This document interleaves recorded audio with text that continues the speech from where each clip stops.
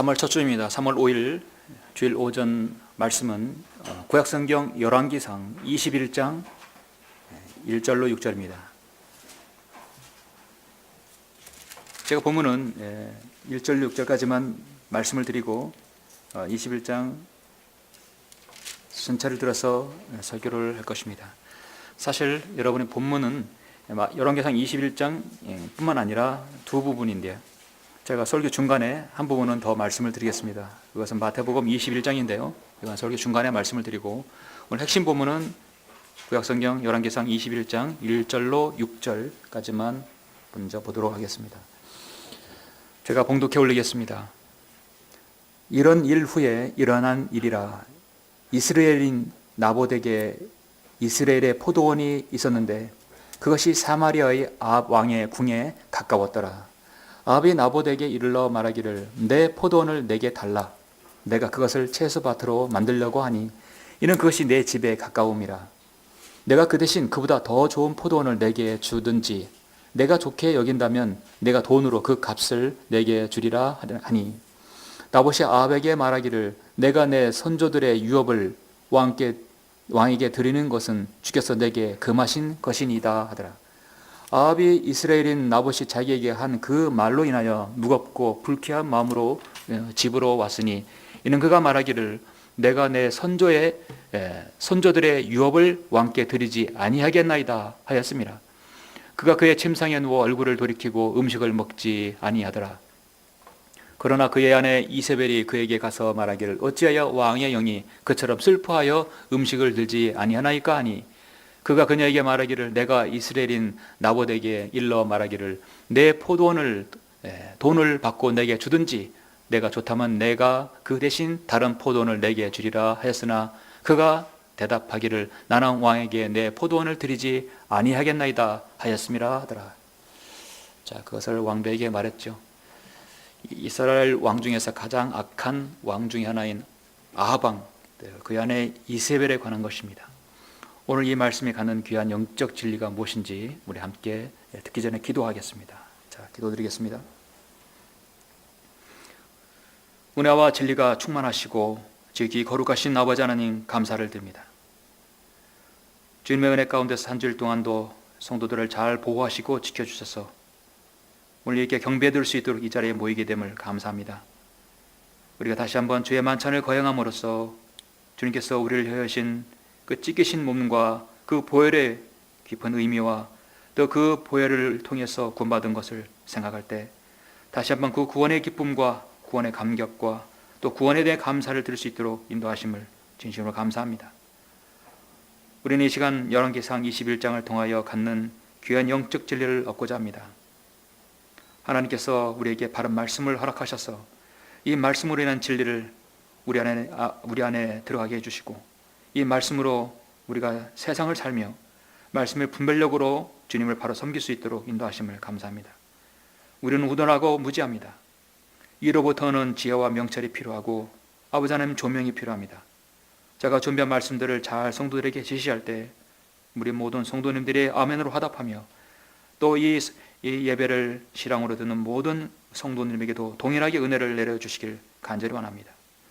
언제나 최상의 환경에서 주님을 섬길 수 있도록 늘 은혜 내려주십시오. 모든 말씀을 주 예수 그리스도 이름으로 기도드렸습니다. 아멘. 오늘 오전 말씀의 제목은 포도원 강탈 사건이라는 제목으로 정했습니다. 포도원 강탈 사건입니다. 여러분 누구로부터 어떤 물건을 강탈당한 적이 있습니까? 또 약탈이라는 말도 우리가 가끔 이렇게 쓰기도 하지요. 오늘날 우리가 살고 있는 이 자유민주주의 체제에서의 강탈과 약탈은 사실 범죄죠. 그것을 하게 되면 감옥에 가야 되죠. 강탈은 강제로 빼앗는 것을 말합니다. 약탈과 비슷하지만 약간 미묘하게 다른 말입니다. 약탈은 주로 군인이나 범죄자들이 민간인을 위협해서 식량과 돈 등을 빼앗는 것을 가리키는 것입니다.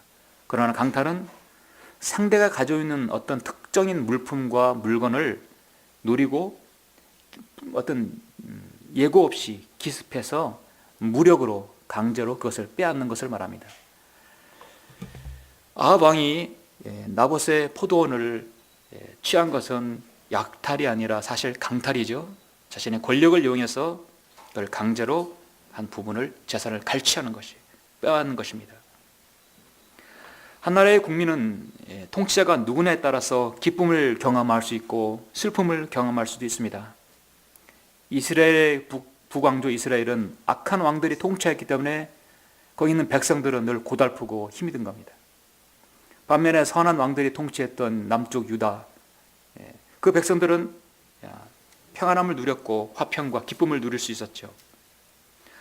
조선 말기 국가의 위정자들이 우리나라는 너무나 잘못했기 때문에 우리 민족은 더 약해지고 일본의 제국주의 침략으로 인해서 수없이 많은 사람들, 또 혈육들, 주권과 땅들을 약탈당했습니다.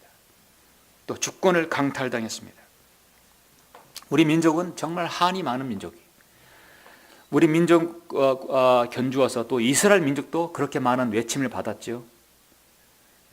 자국의 이익을 위해서 다른 나라에 침범한 적이 없어요. 이스라엘도 그렇고 우리도 마찬가지입니다. 우리나라는 그래서 그걸 잊지 않고자 3월 달에 3.1절이 있고 6월 달에 호국 보훈의 달이라 정했고 8월 달에 광복절을 또 정했어요. 그래서 계속해서 민족의식을 고취시키는 겁니다. 조국을 사랑했던 많은 훌륭한 그리스도인 애국 투사들이 있었기 때문에 우리가 이렇게 평안을 누릴 수 있는 것입니다. 이 자유 대한민국에 살고 있는 것입니다. 또 하나님의 인도하심이 없으면 그것이 불가능했죠. 성경에서 보면 게으르고 악한 통치자를 만나면 백성들은 괴롭습니다.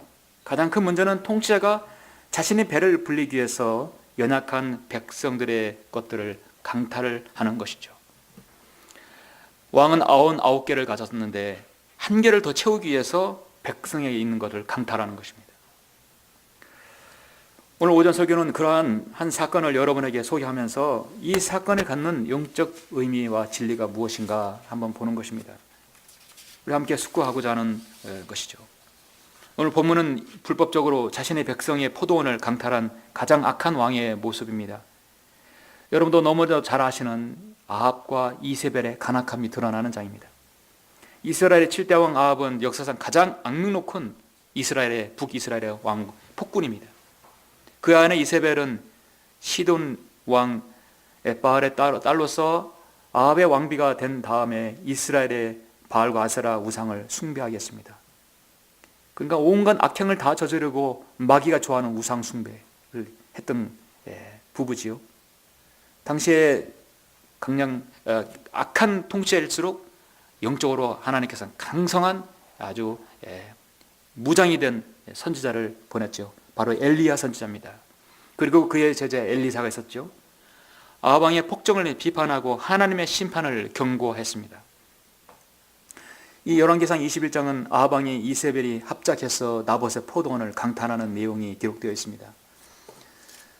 21장 1절에 잠깐 보시면 이런 일 후에 일어난 일이라 이스라엘인 나봇에게 이스라엘의 포도원이 있었는데 그것이 사마리아의 아합 왕의 궁에 가까웠더라.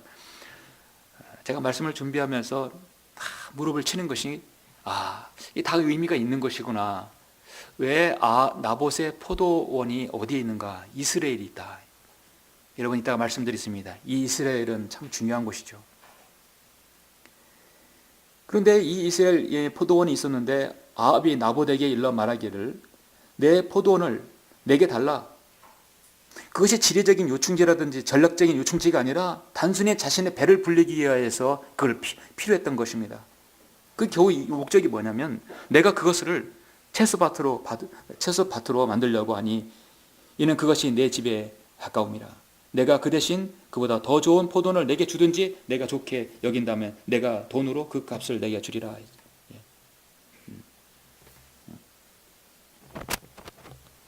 하나님께서 나봇을 그 선한 의인을 북왕국 이스라엘에 살게 한 것이 어떻게 보면 하나님의 뜻 가운데서 살게 하신 것이죠. 당시에 선한 왕들은 대부분 남쪽 유다 왕이 통치하고 있었을 때입니다. 그러면 선한 왕의 선한 백성이 거기에 있어야 되는데 악한 왕의 통치자 밑에서 지금 하나님의 사랑하는 율법을 존중하고 실행하는 의인이 그쪽에 있다는 것이죠. 상당한 의미가 있는 것입니다. 이 포도원은 이스라엘에 있었어요. 이스라엘은 어디냐면 갈릴리 바다와 게네사렛 바다에서 요단강 줄기 흐르고 사해가 흐르는데 갈릴리 바다 남동쪽입니다. 그러니까 투로와 시돈 중간에 좀 있어요. 그래서 남동쪽에 위치한 곳입니다. 사마리아로부터 약 38km 떨어진 거리에 있고 참으로 아름다운 성읍입니다. 거기에 아합 왕의 별궁이 있었는데 바로 상하궁이라 해서 열왕기상 22장에 보면 너무도 아름답게 사람들 착취해서 만들어진 그 궁이에요. 호화스러운 궁에 그것도 모자라서 자신의 채소밭을 만들려고 그 나봇의 포도원을 달라고 하는 것입니다. 그 궁에서 보니까 나봇의 포도원이 참 아름답거든요. 내가 참 정원으로 삼고 채소밭으로 만들고 싶다고 해서 그 포도원을 달라고 하는 것입니다. 자신의 아홉 가지 하나를 더 채우기 위해서 백성의 것을 지금 강탈하려고 하는 시도인 것입니다. 포도원을 달라. 그러면 차라리 내가 돈을 주고 사겠다. 아니면 다른 포도원이라도 내가 주겠다는 것입니다. 나봇은 왕이 또 이렇게 청유하는 것이고 관하는 것이고 더 나아가서 명매일 것입니다. 뜻밖의 일이죠. 어떤 사람은 그것이 영예로운 일일 수도 있습니다. 일국의 군주가 요구하기 때문에 거절하기가 어렵죠. 참으로 어려운 상황입니다. 때로는 어명일 수도 있어요. 그런데 여러분 어떻습니까? 나봇은 그건 이런지하에 거절했다는 것이죠. 3절에 보니까 나봇이 아합에게 말하기를 내가 내 선조들의 유업을 왕에게 드리는 것은 주께서 내게 금하신 것이니이다. 일단 시끄러우니까 껐으면 좋겠어요. 아합이 이스라엘 나봇이 자기에게 한 그 말로 인하여 무겁고 불쾌한 마음으로 집으로 왔으니 이는 그가 말하기를 내가 내 선조들의 유업을 왕께 드리지 아니하겠나이다. 자, 이것은 내가 드리지 않겠습니다. 왜냐하면 선조들의 유업을 나에게 주온 것이고 이것은 하나님께서 금하신 것이다. 내가 드리지 않겠습니다. 하나님께서 금하신 것이다. 레위기 25장에 보면 분명히 말씀하는데요. 25장 23절에 보면 땅은 영원히 팔지 못하리니 땅은 내 것임이니이다. 하나님께서 가나안 땅에 들어가면 반드시 그걸 팔지 말라고 했어요. 너희는 타국인이여 나와 함께 체류하는 자입니다. 타국인이 땅을 거래하는 것 자체가 불법이라는 것입니다. 하나님께 원하지 않는 것입니다. 너희 소유의 모든 땅에서 너희는 그 땅을 다시 사는 것을 허락할지니라. 만일 내 형제가 가난하게 되어 자기 소유의 얼마를 팔았는데 그의 친족 중에서 누가 그것을 다시 사려고 오면 그때는 그 형제가 판 그것을 다시 살지니라. 기본적으로 그 땅은 어쨌든 간에 팔지 말아야 됩니다. 그래서 그것은 하나님께서 명명하신 것이고 금하신 것이고 또 내 선조들이 나에게 준 유업이기 때문에 그건 안 된답니다. 이런 자에 거절했어요. 그랬더니 5절에서 그가 그의 아내 이세벨이 그에게 가서 말하기를 여러분 아합 왕은 무능력하고 체졸하고 자신의 아내 이세벨 여왕의 치마폭에서 폭정을 취하는 아주 잔악무도한 사실상 가장 하루 인생이에요. 마귀로부터 사로잡힌 사람뿐만 아니라 전혀 무능력한 사람이었습니다. 근데 그것을 쪼르르 자신의 아내 이세벨에게 가서 말하기를 어찌하여 왕이 이세벨이 얼굴을 돌이키고 음식도 식음을 전폐하니까 갔겠지요. 어찌하여 왕의 영이 그처럼 슬퍼하며 하여 음식을 들지 아니하시나이까. 그가 그녀에게 말하기를 내가 이스라엘은 나봇에게 일러 말하기를 내 포도원을 돈을 받고 내게 주든지 내가 좋다면 내가 그 대신 다른 포도원을 내게 주리라 하였으나 그가 대답하기를 나는 왕에게 내 포도원을 드리지 아니하겠나이다 하였음이라 하더라. 자, 이렇게 불만이 있고 그 다음에 그렇게 거절당한 것에 대해서 한마디로 실언을 당한 것처럼 밥을 먹지 않으니까 이세벨은 그것에 대해서 물었죠. 자, 그 이후의 일들은 어떤 일이 일어납니까? 7절에 보니까 이세벨이 한마디 하는 것이 무엇이냐면 왕이 지금 이스라엘 왕국을 다스리시나이까? 당신이 지금 왕 맞습니까? 이거죠. 왕이면 마음에 든 건 취하고 거두고 자신 마음대로 할 수 있는데 왜 그걸 못하느냐 이거죠. 결국은 이세벨이 더 악한 여자이고 더 악한 사악한 사람이에요. 모든 것을 그렇게 뒤에 조종하고 있는 것입니다. 일어나 음식을 드시고 마음을 드겁게 하소서. 내가 이스라엘 나봇의 포도는 왕께 드리겠네. 내가 뺏어 주겠다는 것이죠. 그처럼 무능력한 이 왕의 옆에는 항상 간악한 이세벨이 있는 것입니다. 그래야 그녀가 아합의 이름으로 편지를 쓰고 왕의 인으로 인을 쳐서 나봇이 사는 성읍에 거하는 장로들과 귀족들에게 보내니라. 그녀가 그 편지들에 써서 말하기를 금식을 선포하고 나봇을 백성 가운데서 높은 곳에 앉힌 뒤 벨렐의 아들 두 사람을 그의 앞에 앉히고 내가 하나님과 왕을 모독하였다 하며 그에게 불리한 증언을 하게 하라. 그런 후에 그를 끌고 나가 돌로 쳐서 죽이라 하니라. 나봇은 불리한 증언을 받고 무엇보다 하나님과 왕을 모독하였다는 죄명을 씌운 거죠. 뭔가 여러분 생각나는 것이 없습니까? 죄가 없는 그를 하나님 모독하였다고 해서 돌로 쳐 죽이라니. 이스라엘의 율법에는 하나님을 모독한 돌로 쳐 죽이는 것이죠. 이에 나봇의 성읍 사람들 즉 그의 성읍의 거민들인 장로들과 귀족들이 이세벨이 그들에게 보낸 대로 하였으니 즉 그녀가 그들에게 보낸 편지에 기록된 대로 하였더라. 그들이 금식을 선포하고 나봇을 백성 가운데서 높은 곳에 앉히니 벨렐의 자식 둘이 와서 마귀의 자식이라는 얘기죠. 그 앞에 앉더라. 그리고 벨렐의 사람들이 그에 대하여 즉 나봇에 대하여 백성 앞에서 증거하여 말하기를 나봇이 하나님과 왕을 모독하였도다 하자 사람들이 그를 성읍 밖으로 끌어내어 돌로 치니 그가 죽으니라. 그리고 나서 그들이 이세벨에게 보내어 말하기를 나봇이 돌에 맞아 죽었나이다 하니라. 이세벨은 나봇이 돌에 맞아 죽었다 함을 듣고 아합에게 말하길 일어나서 이스라엘은 나봇이 돈을 받고 당신에게 주기를 거부했던 그 포도원을 차지하소서. 나봇이 살아있지 아니하고 죽었나이다 하더라. 아합이 나봇이 죽었다 함을 듣고 일어나 이스라엘 나봇의 포도원을 취하려고 내려가니라. 그 얼마나 치졸하고 참으로 간악한 방법입니까? 자신의 더 만족과 탐욕을 위해서 자신의 백성의 것을 강탈한 사건입니다. 사실 이세벨과 아합이 직접적으로 하나님께 치신 계기가 바로 이것이었어요. 그들이 볼 때는 99개 중에 가장 작은 거 하나일지는 몰라도 하나님 앞에서는 이건 엄청난 사건이었습니다. 우리 주님께서는 성령님께서는 이 사건을 엄청 크게 보신 거죠. 그래서 이 사건을 통해서 하나님께서 아합과 이세벨을 어떻게 죽이실 것인가를 그대로 하나님께서 그들에게 예언한 것이죠.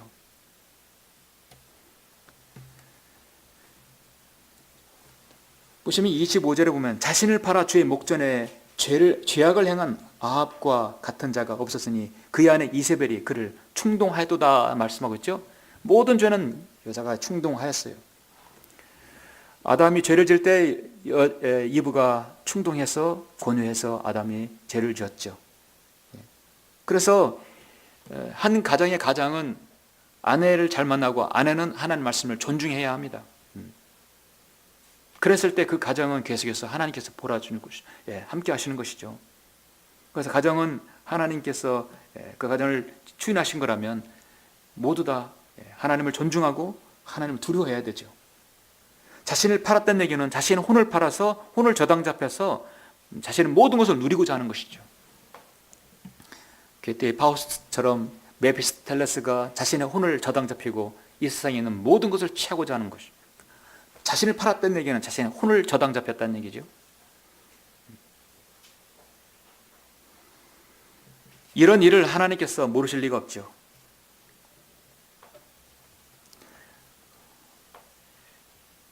인터넷 여러 곳이라든지 어떤 설교든지 여러 것을 보면은 사람들은 오늘날 열왕기상 21장을 어떤 탐욕과 욕심으로 인한 죄를 제시하고 그 죄의 대가가 이제 엘리야가 17절부터 24절까지 아합과 이세벨이 어떻게 죽을 것인가를 정확하게 예언하고 그것은 바로 다음 장에서 실현됩니다.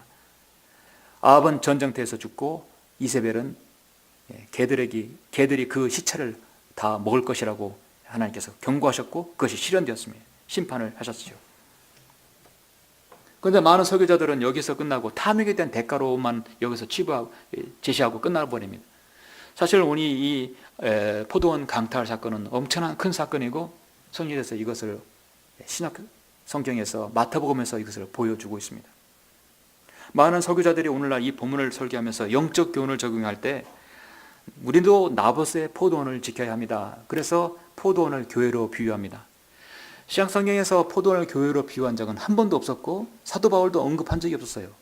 심지어 주님께서도 그렇게 하신 적이 없고 나는 포도나무여 너희는 가지라고 말씀하셨지요. 한 번도 포도원을 교회라고 표현하신 적고 대입한 적도 없습니다. 그런데 오늘날 많은 교회들이 포도원 교회, 포도원이라는 말을 씁니다.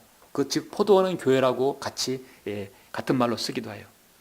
우리 여기 고장의 선거와 입장에는 포도가 주산지이고 거봉포도가 맛있는 거봉포도가 열리죠. 입장의 끄트머리 가면은 거기에 교회가 있는데 지나가 보니까 포도원 교회더라고요. 포도가 많이 나오니까 포도원 교회라겠지 몰라도 많은 사람들은 이 성경에 나오는 포도원을 교회로 많이 비유하고 있습니다. 그러기 전에 더 중요한 의미를 우리는 봐야 합니다. 오늘 저는 여러분에게 이 사건을, 포도원 강탈 사건을 통해 보면서 어떤 영적 의미를 우리가 보아야 될 것인가, 두 가지입니다. 첫 번째입니다. 포도원 강탈 사건을 통하여서 우리가 알 수 있는 진리와 교훈은 무엇입니까? 첫 번째는 이 사건은 먼 미래에 있게 될 예수 그리스도의 십자가 사건을 보여주고 있는 것입니다. 아주 중요한 것이에요. 성경을 잘 알지 못하고 바른 성경을 갈파하지 못하면 절대 알 수 없는 진리입니다. 먼저 주님께서 이 일을 직접 비유로 말씀하셨어요. 여러분, 제가 또 하나의 본문이 있다고 말씀드렸죠. 마태복음 우리 다 같이 21장을 보시겠습니다. 이 마태복음 21장 33절부터 39절의 이 말씀은 직접적으로 오늘 이 열왕기상 21장의 포도원 강탈 사건을 그대로 보여주고 있습니다. 그리고 그것은 곧 주님의 자신에 관한 말씀입니다. 21장 33절 말씀입니다. 또 다른 비유를 들으라. 어떤 집주인이 있었는데 그가 포도원을 만들어서 그 주위에 울타리를 두르고 거기에 즙 짜는 틀을 파고 망대를 세워 그것을 농부들에게 새로 주고 먼 나라로 떠났느니라. 그 결실 때가 가까워오자 그가 소출을 받아 오라고 자기 종들을 그 농부들에게 보냈더니 농부들이 그 종들을 붙잡아 한 명은 때리고 또 한 명은 죽이고 또 한 명은 돌로 쳤느니라. 다시 그가 다른 종을 처음보다 더 많이 보냈더니 그들이 그 종들에게도 그와 같이 행하였느니라. 그래서 마침내 그가 자기 아들을 그들에게 보내며 말하기를 그들이 내 아들은 존중하리라고 하였느니라. 그러나 그 농부들이 그 아들을 보고 상의하기를 이 사람은 상속자니 자 그를 죽이자 그리고 그의 유산을 차지하자 하며 그들이 그를 붙잡아 포도원 밖에 내어 던져 죽였느니라. 그러므로 포도원 주인이 오면 농부들에게 어떻게 하겠느냐. 포도원 주인은 여러분 하나님이시고 포도원의 주인의 아들은 예수 그리스도죠. 소출을 받아오라고 종들을 보냈을 때 그 많은 종들은 구약의 선지자들입니다. 여러분 복음서에서 포도원은 항상 이스라엘입니다. 왜냐하면 그 이스라엘은 항상 구약성경 이사야, 에스겔, 시편 모든 부분에서 포도원은 항상 이스라엘을 상징합니다. 오늘 이 사건은 7가지 면에서 예수님께서 이 땅에 오셔서 유대인의 왕으로 오셨지만 천국을 이루시기 위해서 오셨지만 유대인은 그것을 거절했던 사건으로 그대로 우리가 볼 수 있습니다. 나봇의 7가지 그 포도원 강탈 사건에 있어서 7가지 여정을 볼 수 있는데 그 과정 하나하나를 제가 한번 여러분에게 말씀을 드리겠습니다. 자, 포도원을 소유하고 있는 한 경건하고 율법을 잘 지키는 유대인이죠. 비록 악한 폭군의 왕 밑에서 왕의 아래서 살고 있지만 이 나봇은 경건하고 율법을 잘 지키는 유대인입니다. 왕의 그 명명이라 할지라도 그 권유를 할지라도 단호히 아닌 것은 아니다. 이것은 하나님께서 금하신 것이고 내 조상에게 준 전후부터 받은 유업이라고 정확하게 제시하고 거절했다는 것이죠. 그 포도원을 소유하고 있는 경건한 유대인이 있었습니다. 이스라엘은 포도원이라고 성경은 말씀하고 있습니다. 자, 이스라엘은 예수님께서 유대인의 메시아이시고 왕으로 오셨어요. 한마디로 포도원 이스라엘은 우리 주님의 것입니다. 시편 80편 8절 보면 중요한 부분인데요. 시편 80편 8절 보시면 이렇게 말씀하고 있어요. 주께서 이태에서 포도나무 한 그루를 가져오셔서 이방을 내어 쫓으시고 그 포도나무를 심으셨나이다 말씀하고 있죠. 정확하죠. 우리나라도 포도 농사 많이 나오죠. 칠레도 나오지만 여러분 이스라엘 포도는 정말 최상급 포도, 상당히 아주 좋은 양질의 포도입니다. 젖과 꿀이 흐르는 땅에 있기 때문에 하나님께서는 이태에서 그 200만 명을 모세를 통해서 이끌어서 광야에 40년 훈련시키고 가나안 땅에 들어간 것은 그 이스라엘 하나님께서 포도나무로 말씀하고 있고 포도나무가 번성되어서 포도원을 이룬 것이죠. 그 포도나무를 한 그루를 빼서 이방을 내어 쫓고 가나안 땅을 다 일곱 민족을 다 내어 쫓고 거기서 포도나무를 심으신 것이에요. 그러므로 포도원을 심으셨기 때문에 포도원은 이스라엘을 말씀하고 있는 것입니다. 에스겔, 예레미야, 이사야 모두 그렇게 말씀하고 있죠. 두 번째, 율법에 따라서 그 포도원은 합법적으로 유대인의 유업입니다. 나봇은 조상들로부터 받은 유대인의 유업이었습니다. 예수님께서도 그 포도원, 그 이스라엘은 주님의 소유입니다. 그렇기 때문에 왕으로 오셨고 그것을 다스리기 위해서 포도원을 관리하시기 위해서 오신 것이죠. 주님께서 오신 것은 정당한 것이고 당연한 것입니다. 세 번째, 한 통치가 그 포도원을 탐냈습니다. 아합이 탐냈지만 결국 얻을 수 없었어요. 주님께서 이 땅에 오셨지만 악한 종교 지도자들이 그 포도원을 탐내고 있었어요. 마태복음 21장 45절에 보시면 이렇게 말씀하죠. 선임 제사장들과 바리새인들이 그의 비율들을 듣고 자기들에게 대하여 말한 것인 줄 알더라. 그들은 스스로 알고 있는 것이죠. 호시탐탐 그들이 이스라엘 백성을 율법으로 그들을 누르고 예수님을 거부하도록 만들었던 것입니다. 네 번째, 그의 아내 이세벨은 하늘의 여왕께 경배하는 아스타롯, 비너스, 이시타롯, 바로 바알과 아세라를 숭배하는 우상 숭배자입니다. 극악한 우상 숭배자입니다. 자기 방식으로 그 포도원을 강탈했어요. 방식이 아니라, 선한 방식이 아니라 그걸 죽이고 강탈한 것입니다. 그리고 그 통치로부터 허락을 받은 것입니다. 내가 뺏어오겠다. 주님께서도 이 포도원을, 이스라엘은 포도원을 다스리기에 오셨지만 주님은 통치이면서도 다스릴 주인이면서도 그것을 빼앗겼죠. 요한계시록 17장에 보면은 여러분 바로 17장 18절에 보면 로마 카톨릭 창녀가 나오죠. 예수님께서 이 땅에 다스릴 때 약 AD 100년 전후였을 때면 로마가 세상을 지배했을 때입니다. 앞으로 세상에 주님께서 다시 오실 그쯤엔 다시 유럽이 세상을 지배할 때입니다. 그러니까 성경에서는 명백히 증거하고 있는 것이죠. 지금의 세상의 패권 국가는 미국과 중국이라고 할 수 있지만 언젠간 모든 패권은 유럽으로 넘어갈 것입니다. 우리 주님께서 로마 가톨릭 이전에 유대인이 거부했기 때문에 결국 로마의 세력에 의해서 주님은 십자가에 못 박히셨죠. 주님은 하나님을 못 오겠다는 이유로 돌에 맞아 죽은 것이 아니라 로마의 법에 의해서 로마 방식으로 십자가에 처형되었습니다. 다섯 번째, 이세벨은 그의 성읍의 종교적인 장로들의 후원을 힘입어서 하나님을 못 오겠다는 죄명을 씌웠습니다. 하나님과 왕을 못 오겠다는 이유로 그것을 못 박아서 사람들에게 모두 공표했어요. 그리고 그 유대인을 죽게 만들었습니다.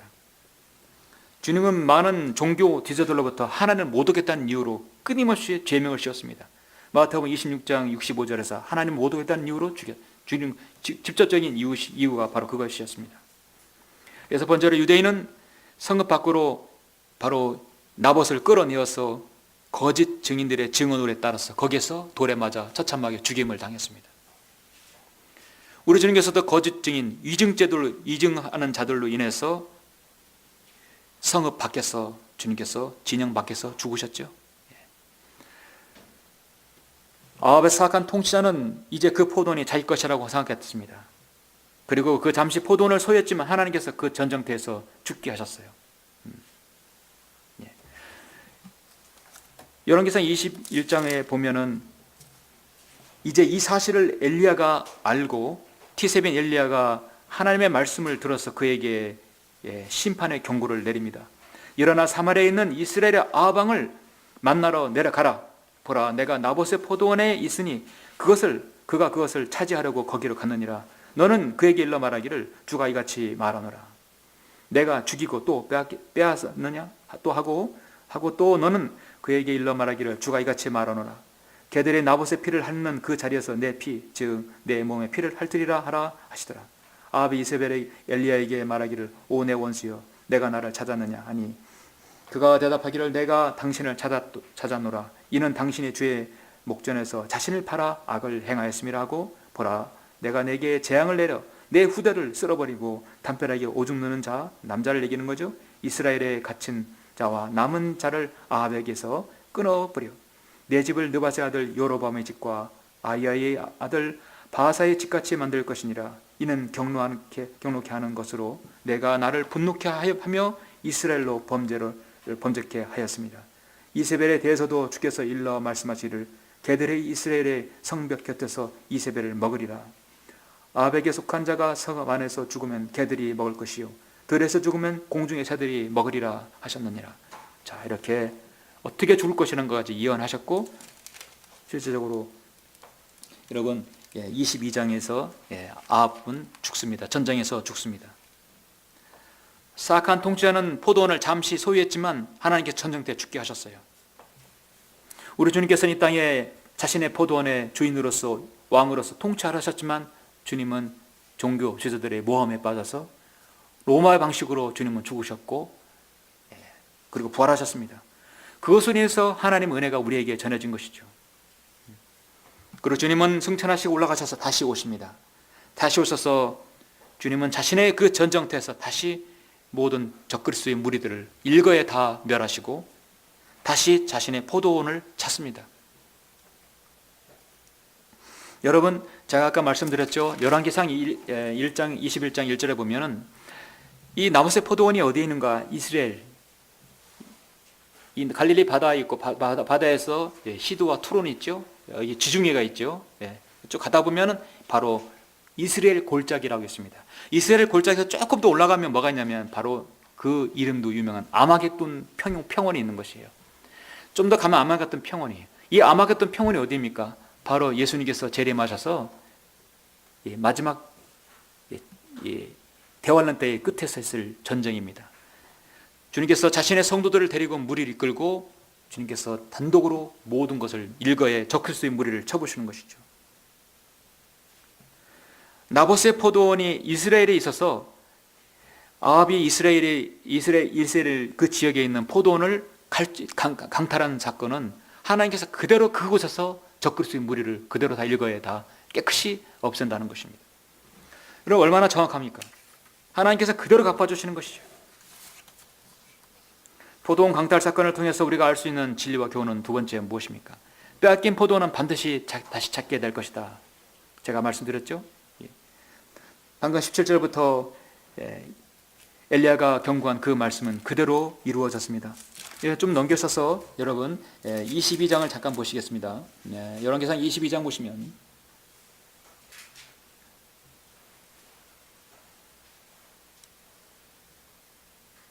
22장 34절, 그때 어떤 사람이 시험 삼아 활을 당긴 것이 이스라엘 왕의 갑옷 솔기를 쏜지라. 왕이 자기 병거 모는 자에게 말하기를 내 손을 돌려 진중에서 나를 끌어내라. 내가 부상을 당하였느니라. 여러분, 시험 삼아 활을 당긴 것이 정확하게 아합을 명중시킨 것이죠. 그 우연도 하나님의 계획과 하나님의 섭리 가운데 있는 것이죠.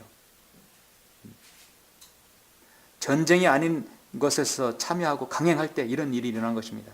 그날의 전투가 싫어했으므로 왕이 병거 안에 머물면서 사마리아인들을 대항하다가 저녁에 죽었는데 상처에서 피가 솟아 병거 한가운데로 흐르더라.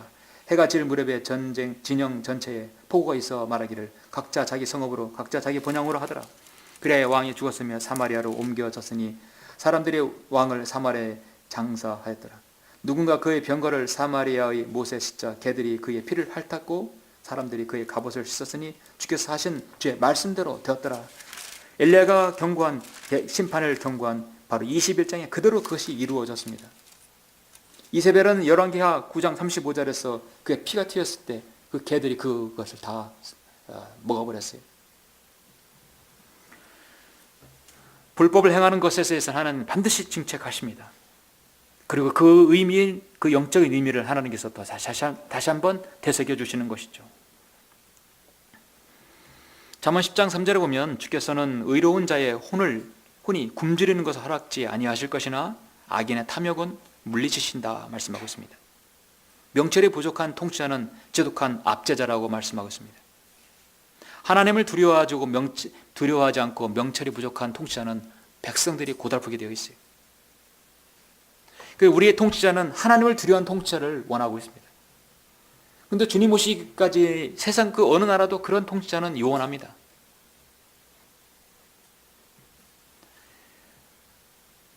그래서 우리는 그리스도인이 이 땅에 살 때 기도하는 것은 악한 법이 실행되지 않아서 그리스도인이 주님을 섬기는데 방해되지 않는 그런 법이 이렇게 제정되지 않는 길을 바라는 것이죠. 왜냐하면 우리는 이 땅에서 그 무엇을 바라거나 희망의 사항이 없기 때문입니다. 우리는 이제 올라가서 7년 뒤에 다시 내려올 것입니다. 주님께서 다스릴 그 땅을 기다리고 있는 것입니다. 예수님께서 종교 지도자들에게 모함을 당하고 서기관 바리새인들에게 하나님을 모독하였다는 말을 듣고 백성들은 불과 2일 전까지만 해도 호산나 주의 이름을 부르는 자는 왕이라고 그렇게 예루살렘에 입성을 할 때 나귀를 타고 가실 때 그들이 주님을 환호하고 맞이하였지만 불과 2, 3일 만에 그들은 완전히 돌변해서 우리에겐 카이사 외에는 왕이 없다고 주님을 거절해버렸어요. 그리고 십자가에 못 박으라. 하나님을 모독했으면 돌로 쳐야 되는데 투석형이 아니라 로마형으로 로마형으로 십자가에 못 박으라 하신 것입니다. 십자가에 못 박으라는 것은 이미 구약에서 예언되었기 때문에 그 예언을 실현한 것이죠. 주님께서 그러한 사실을 알 때 마태복음 23장에서 무엇이라고 주님은 외쳤습니까? 주님께서 생전에 우신 것이 2번이 나사로가 죽었을 때 그를 위로하기 위해서 주님은 눈물을 흘리셨고 또 한 번은 무엇입니까? 자신을 거절한 백성들을 위한 기도일 때입니다. 오 예루살렘아 예루살렘아 선지자를 죽이며 너에게 보낸 사람들을 돌로 치는 자야 마치 암탉이 자기 병아리들을 날개 아래 함께 모으듯이 내가 얼마나 자주 내 자녀들을 모으려고 하였더냐 그러나 너희가 원치 아니했도다. 그렇기 때문에 하나님께서 다시 로마를 들어서 AD 70년에 이스라엘을 황폐하게 시켰던 것입니다. 주님은 그렇게 우시면서 갈보리 겟세마네 동산에서 십자가에 달리시기 전에 우리를 위해서 피와 땀과 눈물을 흘리셨던 것입니다. 이제 주님께서는 포도원을 다시 찾으실 날이 올 것입니다. 여러분 요한계시록 잠깐 19장을 보시겠습니다. 요한계시록 19장 11절을 보시면 하늘이 열리면 무엇인가 올라가고 내려온다는 것이죠. 요한계시록 19장 주님은 이제 어린 양의 혼인잔치가 끝나면 우리는 주님의 뒤를 따르는 것입니다. 19장 11절 또 내가 하늘이 열린 것을 보니 흰 말이 보이더라. 그에 앉으신 분은 신실과 진실이라 불리며 의로 심판하고 싸우시더라. 그의 눈은 불꽃 같고 머리에는 많은 왕관이 있고 또 한 이름이 기록되어 있는데 그 자신 외에는 아무도 모르며 피에 적신 옷을 입었는데 그의 이름은 하나님의 말씀이라고 불리더라. 또 하늘에 있는 군대들이 희고 정결한 세마포를 입고 흰 말들을 타고 그를 따르더라. 자, 하늘에 있는 군대들이 희고 정결한 세마포를 하겠습니다. 여러분 솔로몬 노래에서 우리 그리스도인 교회는 군대라겠어요. 위험 있는 군대라겠어요. 그리고 우리가 이 땅에서 주님을 향한 그 아름다운 섬김은 세마포로 바뀐다겠습니다. 결혼 예복이죠. 우리도 흰 말들을 타고 주님을 따르는 것입니다. 그에 입에서는 예리한 칼이 나와서 그것으로 민족들을 칠 것이며 또 철장으로 그들을 다스릴 것이며 그는 전능하신 하나님의 진노한 맹렬한 진노의 포도틀을 밟으실 것이라. 또 그의 옷과 넓적다리의 이름이 기록되어 있는데 만왕의 왕 또 만주의 주라 하였더라. 여러분 우리가 사는 이 시대 불과 여러분 이제 성년이 되어서 이 세상 국제 정세라든지 세상이 흘러가는 걸 알았을 때는 이제 우리가 성년이죠. 한 20, 30년 동안 이 땅을 살면서 세상의 많은 왕들 군주들 하나님을 두려워하지 아니하고 불법을 행하는 것들 중국이 지금 우리나라에게 행하는 그런 치졸하고 옹졸한 방법들이 어떻습니까? 그게 대국의 자세입니까? 사드를 배치한다고 해서 무역 보복뿐만 아니라 경제까지 보복시키는 거예요. 하나님께서는 이 땅에 이제 아마게돈 전쟁 때 무기또 평원에서 적그리스도의 군대들을 모았을 때 중국은 엄청난 기여를 할 것이에요. 러시아뿐만 아니라 일거에 모두 다 하나님께서 입에서 불이 나와서 모두 다 쳐보시는 것입니다. 그는 전능하신 하나님의 맹렬한 진노의 포도즙들을 밟으실 것이라. 그 피가 얼마나 많이 흐른다고 성경은 말씀하고 있습니까? 그것은 와서 이대하신 하나님의 만찬을 다 함께 모이라 했습니다.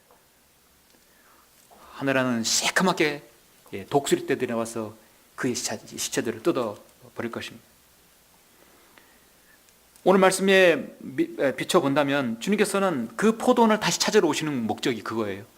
포도원, 바로 이스라엘을 다시 찾아서 만왕의 왕 만주의 주로서 세상을 통치하시러 주님은 이스라엘 예루살렘에 바로 황금 바이돈 사원에 그 모든 것을 다 짓이시고 거기다가 주님의 천년왕국 통치를 성전을 세우실 것입니다. 사랑하는 성도 여러분, 말씀 마치겠습니다.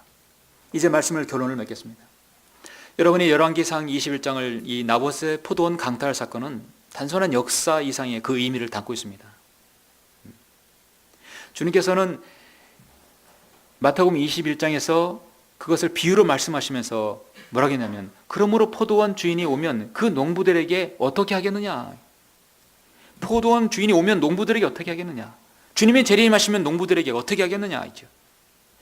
41절 보시면 그들이 주께 말씀드리기를 그가 그 악한 자들을 비참하게 죽일 것이며, 우리 방금 봤지요? 요한계시록.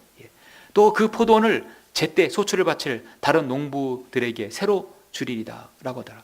예수께서 그들에게 말씀하시기를 너희는 성경에서 건축자들이 버린 돌이 모퉁이의 머릿돌이 되었도다. 이는 주께서 하신 일이라 우리의 눈에 기이하도다 하신 말씀을 읽어보지 못하였느냐. 그러므로 내가 너에게 말하노니 하나님의 나라를 너에게 빼앗아 그 소출을 가져올 민족에게 주리라.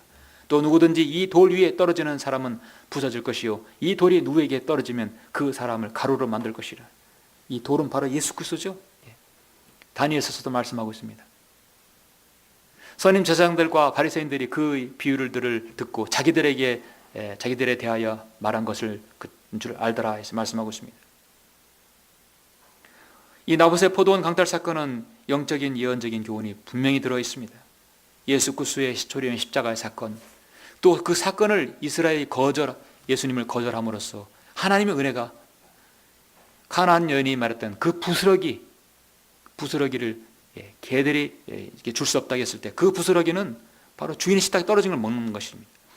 그래서 우리는 어떤 설교자는 부스러기 은혜라고 하는데 그건 사실 성경적으로 맞지 않는 말이죠. 어떻게 부스러기 은혜입니까? 하나님의 은혜죠. 히브리서 13장 5절에 보면 너희의 생활 방식에 탐욕이 없도록 하고 현재 가진 것들로 만족하라.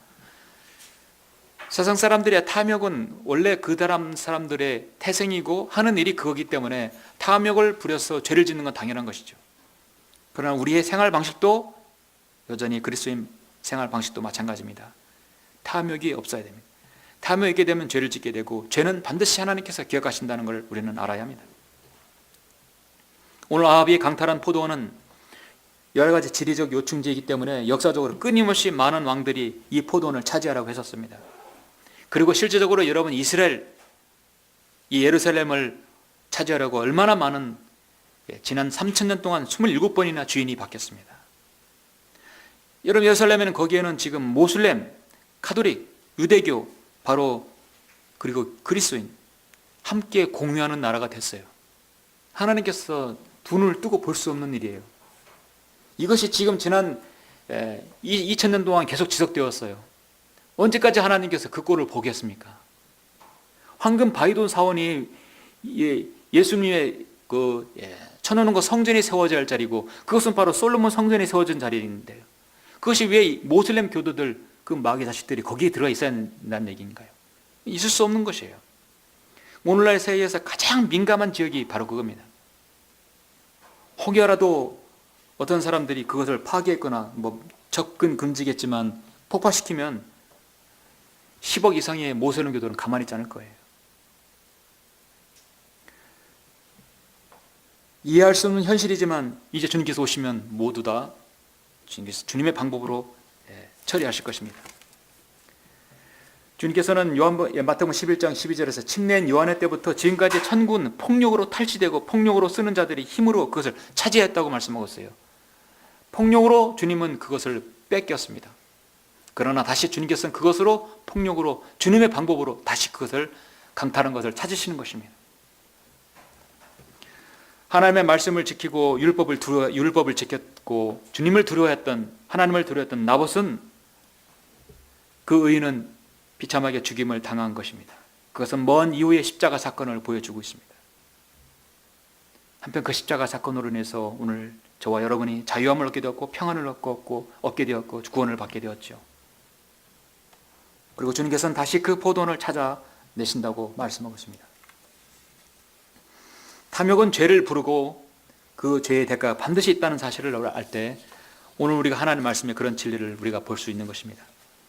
여러분의 생활을 어떤 방식이라도 탐욕이 없게 하고 하나님께서 죄를 지은 그 누구라 할지라도 반드시 징책하신다는 사실을 우리가 다 아셨으면 되겠습니다. 설교를 마치겠습니다. 다 같이 기도드리겠습니다. 존귀하시고 위대하신 아버지 하나님, 감사를 드립니다. 우리는 구약의 여러 역사와 사건을 통하여서 영적 진리를 알 수 있고 또 우리가 그 어떤 사건을 예표로 보여주는 것을 알고 있습니다. 열왕기상 21장의 나봇의 포도원의 강탈 사건은 이제 2000년 이후에 1000년 이후에 있을 예수님의 통치와 예수님께서 우리를 위해서 죽으신 십자가 사건을 보여주었습니다. 아버지 하나님, 이스라엘의 거부로 말미암아 하나님의 은혜는 우리에게 왔고 우리는 하나님의 은혜를 아버지 하나님 값없이 받았습니다. 예수 그리스도의 죽으심과 주님의 그 고귀한 희생제물, 그 구속사역은 참으로 위대한 것이었습니다. 여기는 모든 성도들이 이제 하나님의 말씀을 듣고 구원받아서 이제 남은 생에 우리 자신이 어떤 탐욕도 부리지 아니하고 하나님께서 우리에게 주신 것 감사함으로 받으면 버릴 것이 없고 또 아버지 하나님, 우리가 감사함으로 늘 주님을 섬길 수 있도록 인도하여 주십시오. 주 예수 그리스도 이름으로 기도드렸습니다. 아멘. 잠시 우리 묵상하는 시간 갖겠습니다. 오늘 말씀을 통해서 보면 구약의 사건은 늘 신약의 영적 교훈으로 준다고 말씀하고 있습니다. 나봇은 하나님 말을 두려워하였고 조상들의 유업을 잘 관리하는 사람이었습니다. 그런데 어떻습니까? 악한 통치로 인해서 그것은 빼앗겼고 그것은 먼 이후에 주님께서 그 포도원을 주인으로서 오셨지만 포도원 일꾼들은 주님을 거절하였고 로마로 넘겨버렸습니다. 우리 주님께서는 한 번의 죄도 없으신 의인이십니다. 인자이십니다. 완벽한 하나님이시요 완벽한 사람이십니다. 자신의 포도원 이스라엘의 왕으로 오셨지만 주님은 거부당하였지만 그 거부로 인해서 하나님의 은혜로 우리가 구원받았습니다. 이 일은 이미 구약에서 예언되어 있었습니다. 하나님께서 여러분을 구원하신 것은 그렇게 깊은 의미가 있는 것이죠. 예수 그리스도의 의로우신 희생과 구속사역을 여러분 다시 한번 기억할 때 주님께서 오실 그날까지 주님을 사모하며 고대하며 기다리셔야 할 것 같습니다.